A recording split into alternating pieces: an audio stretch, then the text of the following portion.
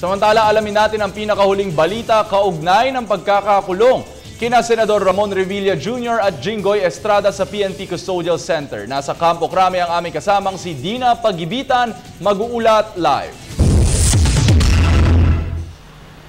JC, nasa maayos nga kalagayan ito nga sina Senators Bong Revilla Jr. at Senator Jinggoy Estrada dito nga sa Custodial Center kung saan sila nakakulong, kaugnay pa rin ng pork barrel scam.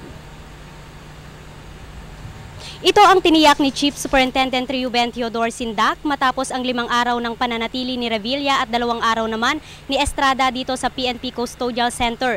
Hindi pa rin umano nakakain ng 2 senador ang mga rasyong ibinibigay sa kanila dahil sa dami pa rin ng ibinibigay na pagkain sa kanila ng kani-kanilang kaanak.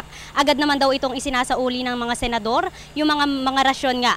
Kaninang umaga ay salted egg at daing nga yung isinerve sa 2 at ngayong tanghalian ay paksiw na bangus. Sa ngayon daw ay kausap pa rin ni Revilla ang kanyang abogado at doktor.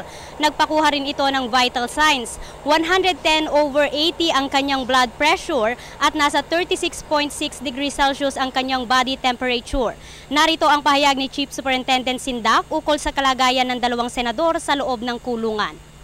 Nasa loob pa ng selda niya at si Senator Bong Revilla naman ay kasalukuyang kaharap ang kanyang abogado at ang kanyang doktor. Kagabi nakatulog sila mga around 11 PM at si Senator Bong Revilla naman ay nagpakuha ng kanyang basic vital signs.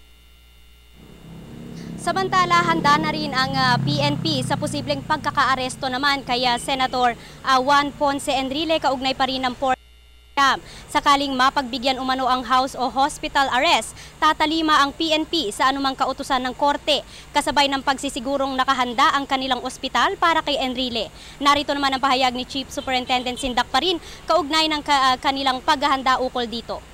Ang gagawin namin, ready na rin po namin ang aming hospital.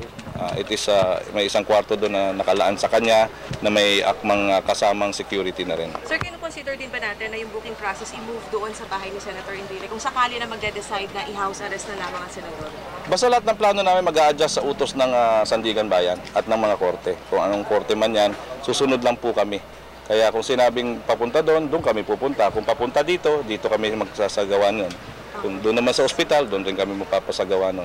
Hindi nga namin alam kung pati sa PNP General Hospital Kaya lang naman kami nagre-ready for any medical emergency or a medical condition that may warrant the confinement in the hospital or if there will be a court order na doon nyo ilagay.